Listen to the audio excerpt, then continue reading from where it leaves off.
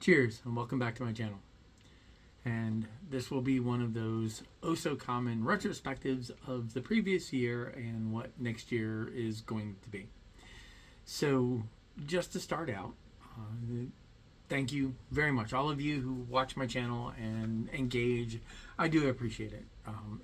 It's always nice to hear from folks, to get hints, tips, etc., and just connect with folks. 2024 was one heck of a wild ride, and I'm saying that loosely. For me, work was just absolutely insane, just crazy. The dynamics of what I do just got really, really busy, and it took a lot of my time. In addition to that, there are other things that I do with my time that are actually important to me, and ways to express parts of who I am that don't always manifest in modeling. One of them is I also am an artist in another format, right? So I do painting and calligraphy, and that is something that is I've taken up again. I've been doing for years and years, and I've picked up several commissions over the last possibly 18 months, and I've kind of gotten much more serious about it, so it's taken a lot more time. The effort and energy I put into those is not insubstantial, but also, it's kind of interesting that how my different hobbies overlay, because the painting and techniques that I use for modeling also translate to, the other paintings I do on two-dimensional sheets. I also am very active in a couple of martial arts, and over COVID took a big backslide. Right, there was a lot of not being able to participate and to be as active as I wanted to be. Yeah, I ride bicycles. I also have a couple of, like I said, martial arts that are important. And in the last second half of this year, I was able to actually get those kick-started up again. And again, all of those together, right, they really hindered the amount of time that I could spend working and getting things done at the bench.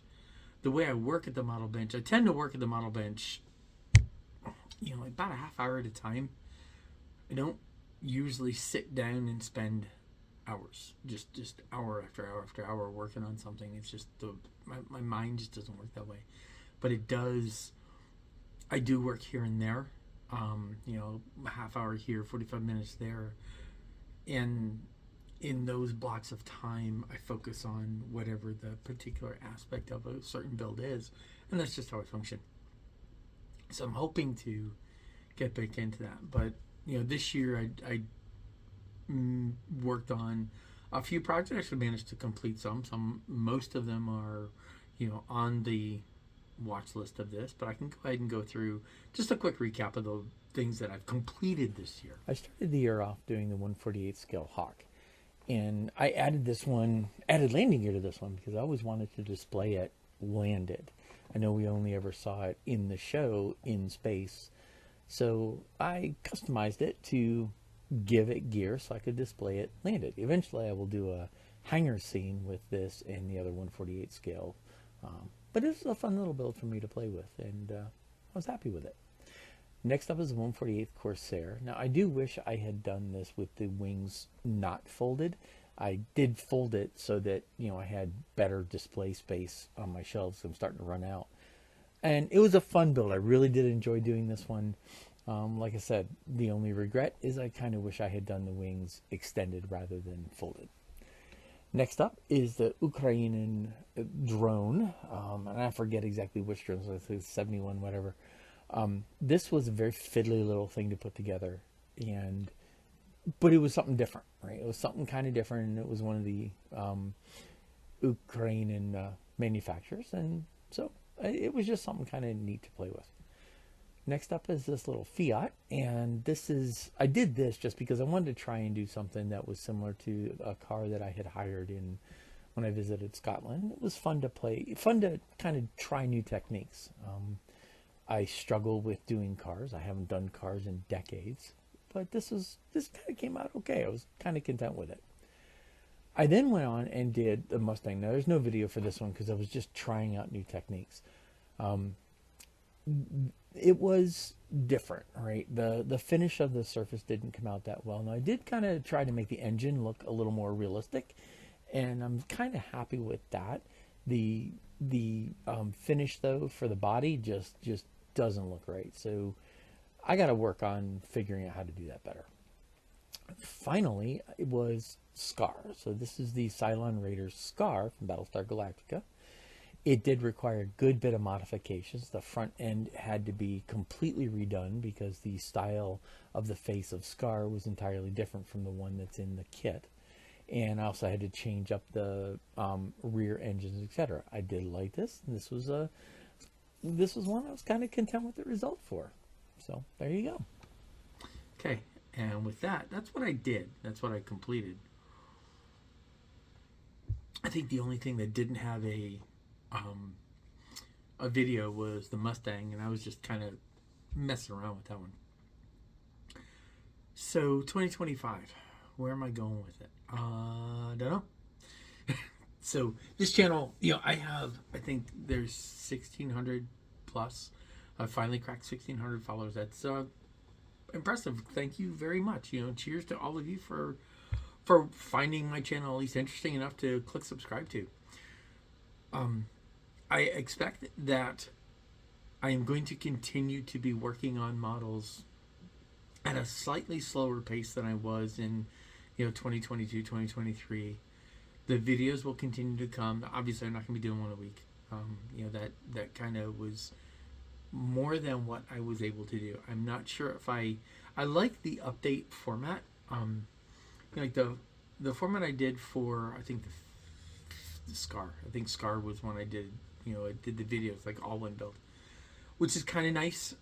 They tend to be a little bit longer format, and I think I lose some of what I like to talk about, but I think maybe the subjects, each subject's different. Like, Cthulhu, right?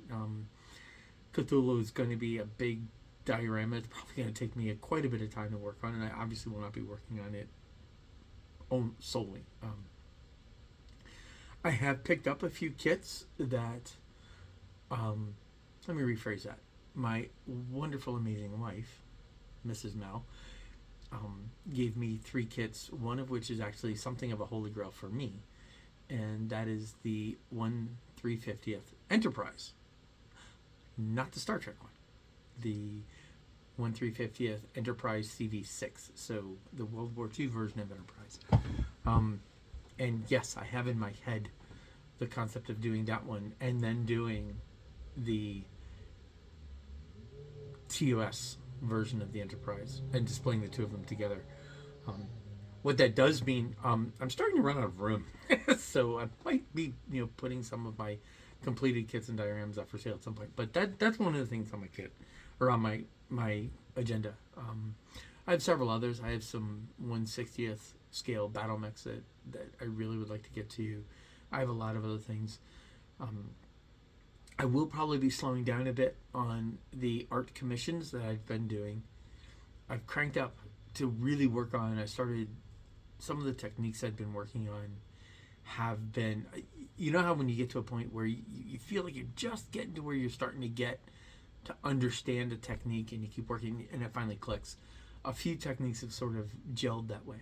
So I've managed to do that, and now I can sort of get into a smooth, I think, cadence. But I do need to keep those commissions at a regulated base. Right now there's too many on my board that I need to do. So with that, 2025, this channel, which focuses on my model building, I expect to continue to put out content. I'm not even going to try and predict what it'll be, but I will try to make it interesting and entertaining. And if you have push the right buttons that you get alerted to them, you'll get the alerts and so forth. But, for me, it's just the engagement. So hopefully what I am able to put out, you who are watching this find it entertaining. I do very much hope that 2025 is a fantastic year for all of you. I've seen, some of you folks that I follow or who follow me, I actually follow as well, and I've seen her making some changes and updates, and I hope that this coming year is exactly what all of us are looking for.